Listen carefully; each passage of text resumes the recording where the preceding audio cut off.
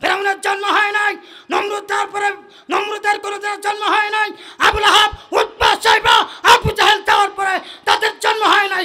হয়তোবা তাদের নাতিপুতি এসেছে, তাদের সন্তান এসেছে, কিন্তু তারা আসতে পারে নাই। ভেবো না যে তোমরাও আসবা, বাংলার জনগণ আর মানবে না, ঝাঁটা পেটা করে বিদায় করে দিবে। আল্লাহ বলছেন ইন্নাল্লাযীনা ক্বালু রাব্বুনা আল্লাহ, নিশ্চয় যারা বলে আমার রব আল্লাহ, নিশ্চয় যারা বলে আমার রব আল্লাহ, সুম্মাস্তাকামু তাতানাজ্জালু আলাইহিমুল মালায়েকা, এবং রবকে রব মেনে এটার উপর অটল থাকে, স্থির থাকে, এর উপরে দৃঢ় বিশ্বাস রাখে, ইয়াকিন রাখে। তাতানাজ্জালু আলাইহিমুল মালায়েকাতু আল্লা তাখাফু ওয়ালা তাহজানু। আল্লাহ বলছেন যারা বলে আমার রব আল্লাহ, ফেরেশতারা তাদের কানের কাছে গিয়ে এবং এর উপর অটল থাকে, ফেরেশতারা তাদের কানের কাছে গিয়ে বলতে থাকে তাতানাজ্জালু আলাইহিমুল মালায়েকাতু আল্লা তাখাফু ওয়ালা তাহজানু, তোমাদের কোনো ভয় নাই, তোমাদের কোনো টেনশন নাই, তোমাদের কোনো চিন্তা নাই। সুবহানাল্লাহ বলবেন না? আরো জোরে বলেন সুবহানাল্লাহ। কোনো ভয় নাই, কোনো চিন্তা নাই। আল্লাহ তাখাফু ওয়ালা তাহজানু ওয়া আবশিরু বিল জান্নাতিল্লাতী কুনতুম তুআদুন। আমাদের 2 নাম্বার ভুল হচ্ছে, আমরা শুধু নবীকে নবী মনে করি, কিন্তু নেতা মনে করি না। কারণ নবীকে যদি আমরা নবী বাদ দিয়া নেতা মাইনা নেই, ফুলের মতো পবিত্র মুইতা পানি নেই একত্ব। কথা কন, ভুল বললাম? বাংলাদেশের আমরা বিভিন্ন রাজনৈতিক দলের লোক এখানে থাকতে পারেন, কিন্তু আপনার বিবেক কি বলে আপনি একজন মুসলমান? আপনার বিবেক কি বলে আপনার নেতা কে হওয়া উচিত? আপনি যার অনুসরণ করেন, আপনি যার অনুকরণ করেন, আপনি কি গ্যারান্টি দিয়ে বলতে পারবেন আপনার নেতা কোনোদিনও মিথ্যা কথা বলে নাই? কেউ গ্যারান্টি দিতে পারবেন? আপনি কি গ্যারান্টি দিতে পারবেন আপনার নেতা কোনোদিন গাঁজা খায় নাই? আপনি কি গ্যারান্টি দিতে পারবেন আপনার নেতা কোনোদিন মেয়ে লোক নিয়ে ফুর্তি করে নাই? এই গ্যারান্টি কেউ দিতে পারবে? এই গ্যারান্টি কেউ দিতে পারবে? কেউ দিতে পারবে না। কিন্তু একজনের ব্যাপারে আজ থেকে 1450 বছর আগে আল্লাহ রাব্বুল আলামিন নিজেই গ্যারান্টি দিয়ে দিয়েছেন। তিনি হচ্ছেন আমার নেতা, তোমার নেতা, বিশ্ব নেতা মুহাম্মদুর রাসূলুল্লাহ সাল্লাল্লাহু আলাইহি ওয়াসাল্লাম। আল্লাহ রাব্বুল আলামিন বলেন হুয়াল্লাযী আরসালা রাসূলাহু বিল হুদা ওয়া দীনিল হাক্কি লিইয়ুযহিরাহু আলা দীনি কুল্লিহি ওয়ালাউ কারিহাল মুশরিকুন। জোরে বলেন আল্লাহু আকবার, আরো জোরে বলেন আল্লাহু আকবার। আমার প্রিয় ভাইরা, আল্লাহ রাব্বুল আলামিন বলছেন তিনি আল্লাহ রাসূল পাঠিয়েছেন, বার্তা বাহক পাঠিয়েছেন, পথ প্রদর্শক পাঠিয়েছেন, নেতা পাঠিয়েছেন, ওয়াদিনিল হাক্কি সত্য দিন সহ, ইউযহিরাহু আলাদ দীনি কুল্লিহি সকল ধর্মের উপরে, সকল দলের উপরে, সকল দুনিয়ার যত ধর্ম আছে সব ধর্মের উপরে তিনি বিজয় দান করেছেন। ইউযহিরাহু আলাদ দীনি কুল্লিহি, আমরা যেই দিনের অনুসারী, আমাদের দিন হচ্ছে ইসলাম। ইন্নাদ-দীনা ইনদাল্লাহিল ইসলাম, আল্লাহর কাছে মনোনীত জীবন ব্যবস্থা একটা, সেটার নাম হচ্ছে ইসলাম। ইসলাম ব্যতীত আমাদের জন্য আর কোনো জীবন ব্যবস্থা থাকতে পারে? আরো জোরে বলেন পারে? আমরা কোরআন, আমরা আমাদের জীবন কি দিয়ে সাজাই, আমরা আমাদের জীবন কি দিয়ে পরিচালনা করি, আমরা আমাদের সমাজ কি দিয়ে পরিচালনা করি। আজকে যদি আমাদের সমাজে, আমাদের রাষ্ট্রের ভিতরে যদি কোরআনের রাজ কায়েম থাকতো, রাসূলুল্লাহ সাল্লাল্লাহু আলাইহি সাল্লামের আদর্শ বাস্তবায়ন থাকতো, Islamic the complete code of life, ইসলাম নামক জীবন ব্যবস্থা যদি আমাদের মাঝে ধারণ থাকতো, আল্লাহর কসম, আল্লাহর কসম, আল্লাহর কসম করে বলি, এই সমাজে একটা মানুষও রাত্রে ঘর তালা দিয়ে ঘুমাতো না, রাত্রে দরজা ফাঁকা করে ঘুমাতো, চুরি হতো না। এখন তো গ্রিল মারা, গ্রিল পর্যন্ত তপ্তরা, রড দিয়ে বানানো, লোহা দিয়ে বানানো গ্রিল করা, আপনার দরজা লাগাইলেও কাজ হয় না, চোরের কাজ চুরি করা, চুরি করেই নিয়ে যায়। আর আমার রাসূল সাল্লাল্লাহু আলাইহি সাল্লাম এমন সমাজ ব্যবস্থা কায়েম করেছিলেন, সেই যেই সমাজ ব্যবস্থায় কোনো চুরি ছিল না, ডাকাতি ছিল না, রাহাজানি ছিল না, ধর্ষণ ছিল না, খুন ছিল না, গুম ছিল না, রাহাজানি ছিল না, চাঁদাবাজি ছিল না, যেই সমাজে মেয়ে লোক রাত্রে 2:30 3টার দিকে একা একা হেঁটে বাড়িতে যেত, কোনো ভয় তারা পেত। আমাদের সমাজে কি হয়? আমাদের সমাজে কি হয়? আজ ইসলামী রাষ্ট্র ব্যবস্থা না থাকার কারণে, এই তো কয়েকদিন আগে আপনারা ফেসবুক যারা চালান তারা দেখেছেন, 6 বছরের শিশু মুনতাহা, দেখেন নাই? খবরে দেখেন নাই? ফেসবুকে দেখেন নাই? 6 বছরের শিশু মুনতাহাকে তার গৃহশিক্ষিকা 250 টাকা বেতনের জন্য হত্যা করেছে। নাউজুবিল্লাহি মিন যালিক। যারা বলেন নাউজুবিল্লাহ। 6 বছরের শিশু কি বোঝে? কি বোঝে? এই যে হত্যাকাণ্ডগুলো হচ্ছে, এই হত্যাকাণ্ডগুলো হওয়ার মূল কারণ হচ্ছে আমাদের সমাজে রাসূলুল্লাহ সাল্লাল্লাহু আলাইহি সাল্লামের আদর্শ আছে কি? যারা বলেন আছে কি? ব্যক্তি জীবন থেকে শুরু করে রাষ্ট্রীয় জীবন পর্যন্ত, সংসদ পর্যন্ত দেখেন, কোনো জায়গায় রাসূলের আদর্শ নাই, কোনো জায়গায় কোরআনের সংবিধান নাই, কোনো জায়গায় ইসলামী সমাজ ব্যবস্থা নাই। যার কারণে আজকে গণহারে হত্যা চলছে, গণহারে ধর্ষণ চলছে, গণহারে চুরি চলছে, ডাকাতি চলছে, বদমাইশি রাহাজানি চলছে। কথা বলেন ঠিক কিনা? আমার প্রিয় ভাইয়েরা, তাহলে আল্লাহ তাআলা বলছেন, হুয়াল্লাযী আরসালা রাসূলাহু বিল হুদা ওয়া দীনিল হক লিইয়ুযহিরাহু আলাদ দীনি কুল্লি। তিনি রাসূল পাঠিয়েছেন, নেতা পাঠিয়েছেন, বার্তা বাহক পাঠিয়েছেন, ওয়া দীনিল হক, সত্য দিন সহ, লিইয়ুযহিরাহু আলাদ দীনি কুল্লিহি ওয়ালাউ কারিহাল মুশরিকুন, সকল ধর্মের উপরে বিজয় দান করে, যদিও মুশরিকরা এর থেকে মুখ ফিরিয়ে নেয়। যদিও মুশরিকরা এর থেকে কি করে? মুখ ফিরিয়ে নেয়। আমার ভাইয়েরা, এখানে বোঝার চেষ্টা করবেন, আমরা যারা রাসূলকে নেতা মানি, রাসূলকে নেতা মানেন কে কে? হাত তোলেন। 2 হাত, 2 হাত। কারা কারা রাসূলকে নেতা মানেন? সবাই মানেন? তাহলে আমি স্লোগান দেবো, আপনারা আমার সাথে দিবেন। নারায়ে তাকবীর। আওয়াজ হইতেছে না? এই হলো রাসূলের সৈনিক। জোরে নারায়ে তাকবীর, লিল্লাহি তাকবীর। আমার নেতা, তোমার নেতা, বিশ্বনবী মুস্তাফা, দুনিয়ার মুসলিম, এক হও, এক হও। আমরা সবাই রাসূল সেনা, ভয় করি না বুলেট বোমা। নারায়ে তাকবীর। হাত নামান। কোন দলীয় স্লোগান, দলীয় স্লোগান, রাজনৈতিক স্লোগান? আমার নেতা একজন, আপনার নেতা একজন, তিনি হচ্ছে মুহাম্মদ রাসূলুল্লাহ। আল্লাহ তাআলা বলছেন, যারা রাসূলকে নেতা মানে তারা মুমিন, আর যারা রাসূলকে নেতা মানে না তারা মুশরিক। এবার আপনার চিন্তা, আপনার বিবেক দিয়ে খাটান, আপনি নেতা হিসেবে কাকে মানবেন? কাকে মানবেন? তাহলে আমাদের নেতা, রাসূলকে যারা নেতা মানে তারা হচ্ছে মুমিন, তারা রাসূলের উম্মত।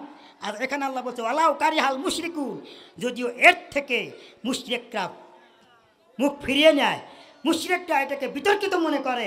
আমার ভাইয়েরা, যারা রাসূলকে নেতা মানেন তারা রাসূলের উম্মত, আর যারা রাসূলকে নেতা মানেন না তারা হচ্ছে রাসূলের উম্মত। তারা কি রাসূলের উম্মত? তারা মুশরিক। তারা কি? তারা কি? আমার প্রিয় ভাইয়েরা, আমরা রাজপথে স্লোগান দেই, আমার নেতা, তোমার নেতা, অমুক নেতা, তমুক নেতা, আমরা অমুক নেতার সৈনিক, তমুক নেতার সৈনিক। আমাদের নেতার চরিত্র ফুলের মতো পবিত্র, কিন্তু বাস্তবতায় দেখা গেলে নেতা নামাজ পড়ে না 1 ওয়াক্ত, কিন্তু নির্বাচনের আগে নেতা আসরের নামাজই পড়ে 5 বার। ঠিক কিনা? এমন নেতা আমাদের এলাকায় আছে না নাই? সারা জীবনে 1 ওয়াক্ত নামাজ পড়ে না, কিন্তু নেতার যখন নির্বাচনের সময় আসে তখন আসরের নামাজ, জোহরের নামাজ, যেই নামাজই বলেন না কেন, ভোট চাওয়ার জন্য যখন জনগণের কাছে যায় তখন 1 ওয়াক্ত নামাজই 5 বার করে পড়ে।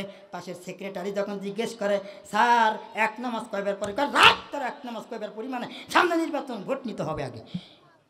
আমাদের রয়নাপাড়া কেন্দ্রীয় মসজিদে 1 বার আসরের নামাজ, এরপরে খালপাড়া মসজিদে গিয়ে 1 বার আসরের নামাজ।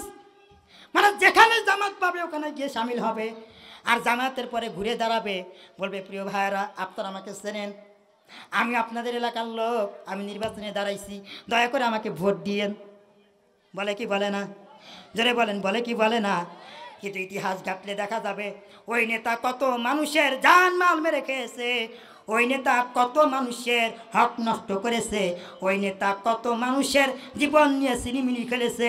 টাকার জন্য চাকরি দেয় নাই, টাকার জন্য মেয়ে বিয়ে দিতে পারে নাই, তার কাছে গিয়ে হাত পেতেছে কিন্তু সহযোগিতা করে নাই। এমন নেতা যদি আমাদের এলাকায় থাকে, আজকে থেকে তওবা করতে হবে, জীবনে আর কোনো দিন এমন নেতার অনুকরণ আমরা করব না। আর আমার নেতা, আপনার নেতা, বিশ্ব নেতা জনাবে মুহাম্মদ রাসূলুল্লাহ সাল্লাল্লাহু আলাইহি ওয়াসাল্লাম, যার চরিত্র এত সুন্দর ছিল, এত মাধুর্য ছিল, যার চরিত্রের মতো, যার মতো মানুষ পৃথিবীতে আর একটা আসবে না। আল্লাহ তাআলা গ্যারান্টি দিয়ে বলতেছেন, ওয়া ইন্নাকা লাআলা খুলুকিন আযীম। হ্যাঁ নবী, নিশ্চয় আপনি উত্তম চরিত্রের অধিকারী, সুমহান চরিত্রের অধিকারী। আল্লাহ পাক রব্বুল আলামিন এখানে আজিম শব্দ ব্যবহার করেছেন। যদি আলিম শব্দ ব্যবহার করতেন ভালো করে বুঝবেন। যদি আল্লাহ তাআলা বলতেন ওয়া ইন্নাকা লাআলা খুলুকিন আলিম, যদি আলিম শব্দ ব্যবহার করতেন তাহলে কিছুটা স্বাভাবিক হতো। যেহেতু আল্লাহ আজিম শব্দ ব্যবহার করেছেন, ওয়া ইন্নাকা লাআলা খুলুকিন আযীম, আজিম শব্দ ব্যবহার করার কারণে আল্লাহর রাসূলের চরিত্র এত সুমহান, এত সুমহান, এত মাধুর্যতা, এমন চরিত্রের অধিকারী পৃথিবীতে আর একটাও আসবে না। আসবে কি? আসবে না। এমন নেতা, এমন চরিত্রওয়ালা মানুষ আর আসবে না, পৃথিবীতে আর আসবে না। যে গ্যারান্টি আল্লাহ তাআলা স্বয়ং দিয়েছেন। আমার প্রিয় ভাইরা, আল্লাহ তাআলা শুধু এখানে এই কথা বলে ক্ষান্ত হন নাই। আল্লাহ তাআলা আরো বলেছেন, লাকাদ কানা লাকুম ফি রাসূলিল্লাহি উসওয়াতুন হাসানাহ। আল্লাহ তাআলা বলেন, রাসূলের মধ্যে তোমাদের জন্য উত্তম আদর্শ রেখে দিয়েছি। তোমরা যদি রাসূলকে অনুসরণ করো, রাসূলকে অনুকরণ করো, রাসূলকে যদি ভালোবাসো, তাহলে আমি আল্লাহর ভালোবাসা পাবা। আমার প্রিয় ভাইরা, আজকে ব্যক্তি জীবন থেকে শুরু করে রাষ্ট্রীয় জীবন পর্যন্ত যদি রাসূলের আদর্শ দিয়ে যদি আমরা জীবন পরিচালনা করতে পারতাম, আমাদের সমাজে খুন গুম রাহাজানি, দর্শন, জেনা, ব্যভিচার কিচ্ছু থাকতো না। আমার ভাইরা, এই যে দেশের ভিতরে এত রাহাজানি, এত খুন খারাপি হচ্ছে, এর প্রধান কারণ হচ্ছে রাসূলের আদর্শ বাস্তবায়ন নাই। আর আমরা যারা রাসূলের আদর্শ বাস্তবায়নের কথা বলি, এই গত 17 বছর আমরা যা দেখেছি, শুধু আমাদের পায়ে বেরি, মাজায় রশি আর হাতে হাত করা, আর ছাগলের মতো টেনে নিয়ে রিমান্ডারের নামে জুলুম আর নির্যাতন করা হয়েছে। আর যারা তাদের বাবার জন্য এই গত 17 বছরে কেউ বাপের আদর্শ, কেউ জামাইয়ের আদর্শ বাস্তবায়ন করার জন্য উঠে পড়ে লেগেছিল। আর আমরা যারা রাসূলের আদর্শ বাস্তবায়ন করতে চেয়েছি, আমরা বারবার জুলুমের শিকার হয়েছি, বারবার জুলুমের শিকার হয়েছি। আমরা বলেছি আল্লাহর আইন চাই, সৎ লোকের শাসন চাই, রাসূলের আদর্শ মোতাবেক রাষ্ট্র পরিচালনা করবে এমন একজনকে আমরা চাই। খলিফা ওমর চাই, আলী চাই, ওসমান চাই, আবু বকর চাই। তখনই আমাদের অপরাধ হয়ে গেছে। আজ থেকে প্রায় আরো 30 বছর আগে আমাদের শহীদ আল্লামা দিলওয়ার হোসেন সাঈদী রহমাতুল্লাহি আলাইহি উনি বলেছিলেন যে ধর্মীয় রাজনীতি নিষিদ্ধ করতে পারলেই বড় বড় বোতল খাওয়া যায়, চুরি করা যায়, ডাকাতি করা যায়, বদমাইশি করা যায়, ক্লাস 9-এর ছাত্রীকে অস্ত্র বেম্বেল দিয়ে রিমান্ডে নেওয়া যায়। ঠিক বলে নাই? ঠিক বলে নাই? সেই কোরআনের পাখি 52টি বছর দেশের আনাচে কানাচে, বিশ্বের দ্বার প্রান্তে কোরআনের তাফসীর করেছেন। আর তাকে 13 বছর জেলখানায় বন্দি করে রেখে ইনজেকশনের মাধ্যমে হত্যা করা হয়েছে। বাংলার জনগণ এই হত্যার বিচার আজ হোক কাল হোক করবেই ইনশাআল্লাহ। ইনশাআল্লাহ বলি, ইনশাআল্লাহ বলি। বিচার হোক। আপনারা কি চান? সবাই চান? এমন একজন আলেমকে তোমরা হত্যা করেছো, তোমরা কি মনে করেছো প্রত্যেক দিনই একবার করে বলবা যে আমরা আসতেছি, আর ফোন কল ভাইরাল করবা? বাংলার দেশে একজন ইসলামী আন্দোলনের কর্মী থাকলে তোমরা বাংলাদেশে ঢোকার সাহস আর পাবা না। ঠিক কিনা বলেন? ফেরাউন তলে যাওয়ার পরে আর কোনোদিন ফেরাউনের জন্ম হয় নাই, নমরুদ যাওয়ার পরে নমরুদের কোনোদিনের জন্ম হয় নাই, আবু লাহাব, উতবা, শাইবা, আবু জাহেল যাওয়ার পরে তাদের জন্ম হয় নাই। হয়তোবা তাদের নাতিপুতি এসেছে, তাদের সন্তান এসেছে, কিন্তু তারা আসতে পারে নাই। ভেবো না যে তোমরাও আসবা, বাংলার জনগণ আর মানবে না, ঝাঁটা পেটা করে বিদায় করে দিবে। আমার প্রিয় ভাইরা, তাহলে লাকাদ কানা লাকুম ফি রাসূলিল্লাহি উসওয়াতুন হাসানা, উত্তম আদর্শ আল্লাহ রাব্বুল আলামিন আমাদের জন্য রাসূলের মধ্যে রেখে দিয়েছেন। আমরা যদি রাসূলকে অনুকরণ করি তবেই আল্লাহর ভালোবাসা পাবো, তা না হলে ভালোবাসা পাওয়া সম্ভব। আরো জোরে বলেন সম্ভব। আল্লাহ রাব্বুল আলামিন বলেন, কুল ইন কুনতুম তুহিব্বুনাল্লাহা ফাত্তাবিউনি ইউহিব্বুকুমুল্লাহু ওয়া ইয়াগফির লাকুম যুনুবাকুম আল্লাহু গফুরুর রহিম।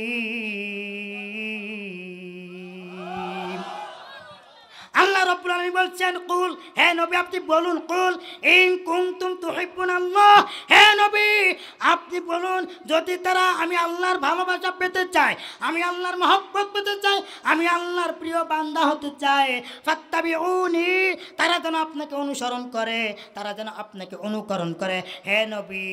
এরপরে ওয়ায়াগফির লাকুম যুনুবাকুম, তারা যখন আমাকে অনুসরণ করে, আপনাকে অনুসরণ করে, আপনাকে অনুকরণ করে, তারা নিজেরা নিজেদের জীবন গঠন করবে। নবী গো, ফায়াগফির লাকুম যুনুবাকুম, তাদের জীবনের সমস্ত গুনাহ আমি আল্লাহ মাফ করে দেব। আল্লাহু গফুরুর রহিম। এবং আল্লাহ তাআলা হচ্ছেন পরম ক্ষমাশীল, দয়ালু।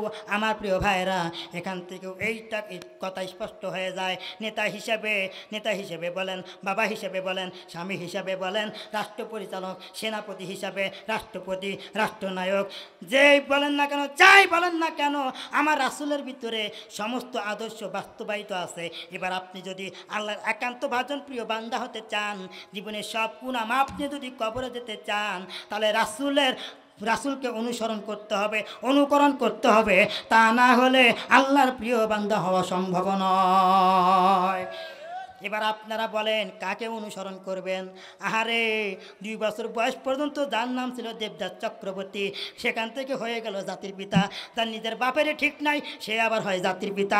মিল্লাতা আবিকুম ইব্রাহিম, মুসলিম জাতির একমাত্র জাতির পিতা হচ্ছে ইব্রাহিম। ঠিক কিনা বলেন? জাতির পিতা কয়জন? জোরে বলতে হবে, কয়জন? বাংলাদেশে কয়জন? মিথ্যা কথা বলেন কেন? আর একজন আছে।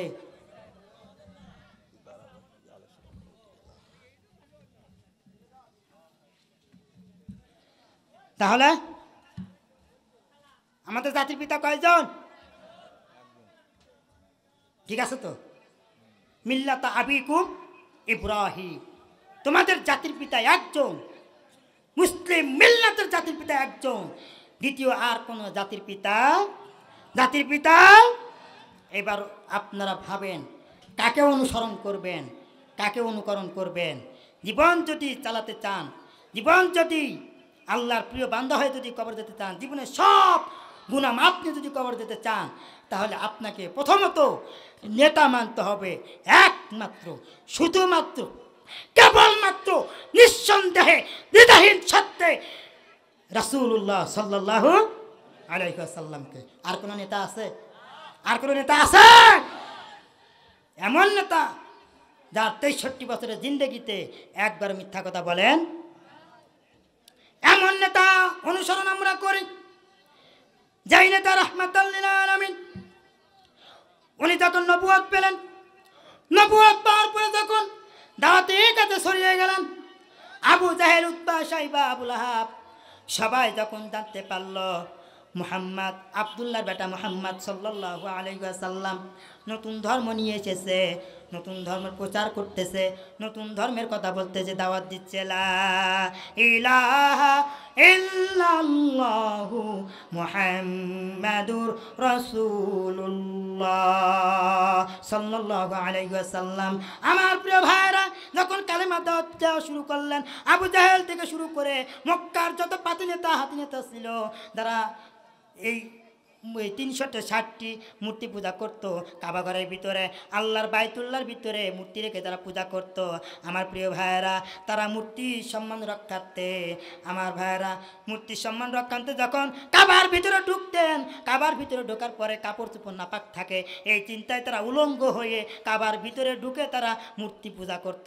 আমার ভাইয়েরা, রাসূলুল্লাহ সাল্লাল্লাহু আলাইহি ওয়াসাল্লাম এই কাফেরগুলো যখন রাসূলকে নির্যাতন করে শুরু করলেন, আমার ভাইরা যখন জুলুম নির্যাতন শুরু করলেন, আল্লাহর সংক্ষেপে বলতেছে, অনেক বড় ঘটনা, সময় আমার অল্প। আল্লাহর পক্ষ থেকে যখন অর্ডার আসলো, হে নবী আপনি মক্কা থেকে মদিনায় হিজরত করেন।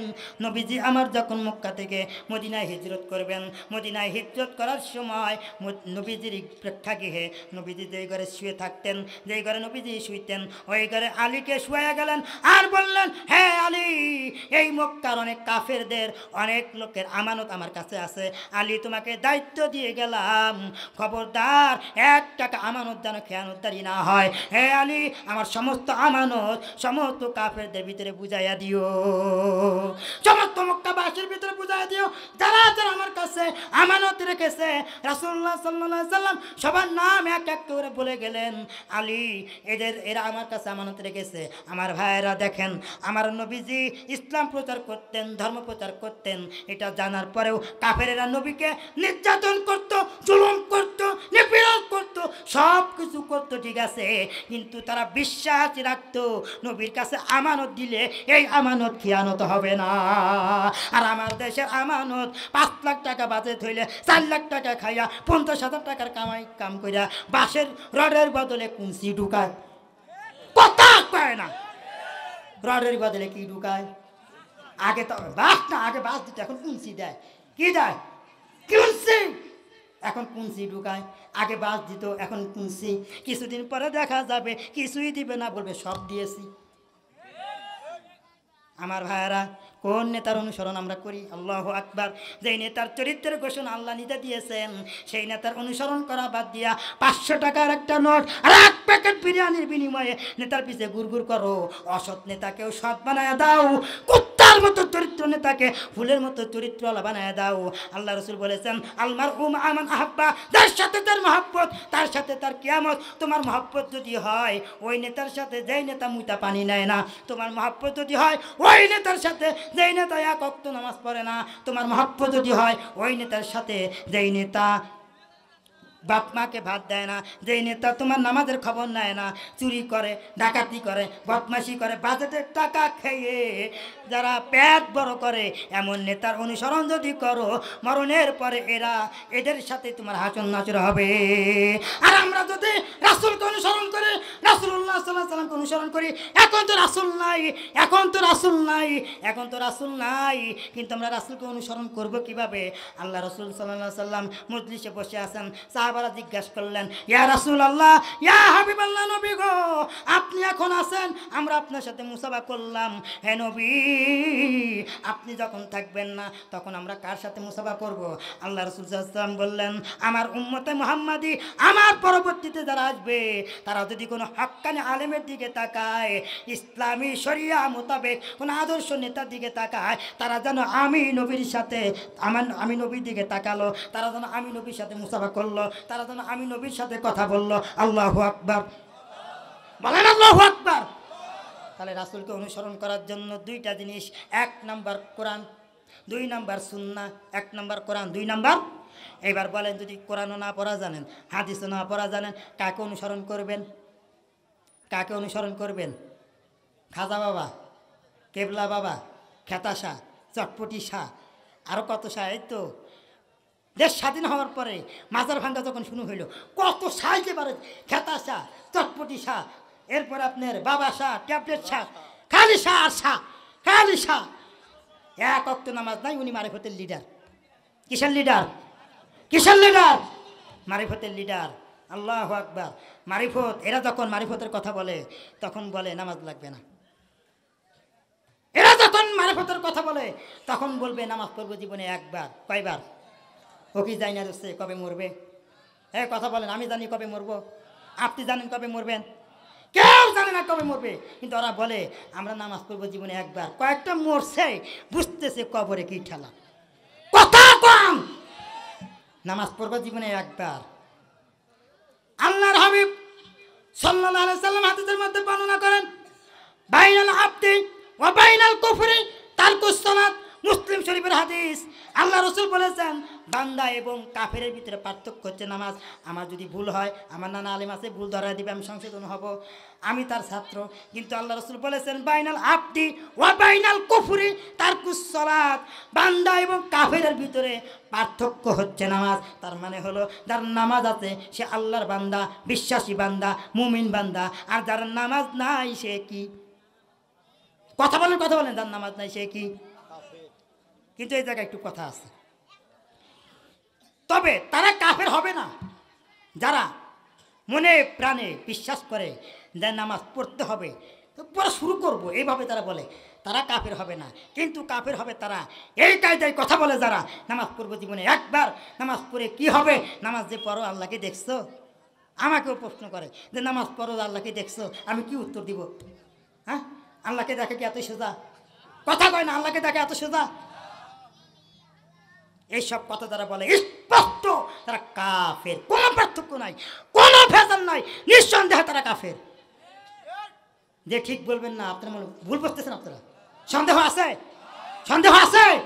যার নামাজ নাই, নামাজ তো অস্বীকার করে, যারা বলে নামাজ পড়বো জীবনে একবার, নামাজ পড়ে কি হবে, নামাজ যে পড়ো আল্লাহকে দেখছো, এই সমস্ত কথা যারা বলে তারা কাফের, কাফের, কাফের।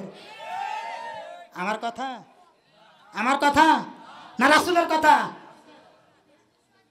কোন বাবা, কোন খাতা শাহ, কোন চটপটি শাহ কি বলে?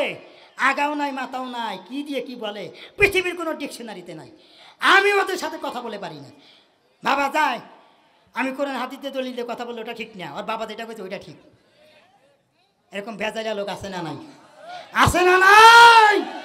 আলমার উমা আমান আহাব্বা, তোমার সাথে যার মহব্বত হবে, যার সাথে তোমার মহব্বত হবে তার সাথেই তোমার কিয়ামত হবে।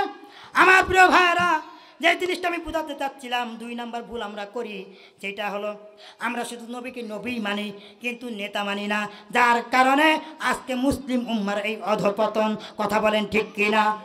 আমার প্রিয় ভাইয়েরা, 1 নাম্বার ভুল ছিল আমরা আল্লাহকে বিশ্বাস করি কিন্তু আল্লাহর হুকুম আহকাম মানি না, আল্লাহর বিধি বিধান মানি না। 2 নাম্বার ভুল আমরা যেটা করি, নবীকে শুধু নবী মানি কিন্তু নেতা মানি না, যার কারণে আমাদের এই অধঃপতন। আমাদের 3 নাম্বার ভুল যেটা, সেটা হচ্ছে আমার প্রিয় ভাইয়েরা, 3 নাম্বার ভুলটা হচ্ছে কোরআনকে শুধুমাত্র আমরা ধর্মীয় কিতাব মানি কিন্তু ধর্মীয় গ্রন্থ কোরআন যে জীবন ব্যবস্থা এইটা মানি না। মানে কি? কথা বলেন, মানে কি? মানি না। হিন্দুদের গীতা আছে, মহাভারত আছে, বাইবেল আছে, খ্রিস্টানদের বাইবেল আছে, বৌদ্ধদেরও কিতাব আছে। তারা এই যে ইঞ্জিল কিতাব, যারা খ্রিস্টান ইঞ্জিল কিতাবকে তারা পরিবর্তন করে বাইবেল নাম দিয়েছে। তারা বাইবেলকে অনুসরণ করে, তারা বলে বাইবেল পবিত্র বাণী। না না না, বাইবেল পবিত্র বাণী নয়, বাণী নয়, পবিত্র বাণী একটা যেটা, সেটা হচ্ছে কোরআন। আল্লাহ তাআলা বলছেন ইন্নাহু লাকুরআনুন কারীম,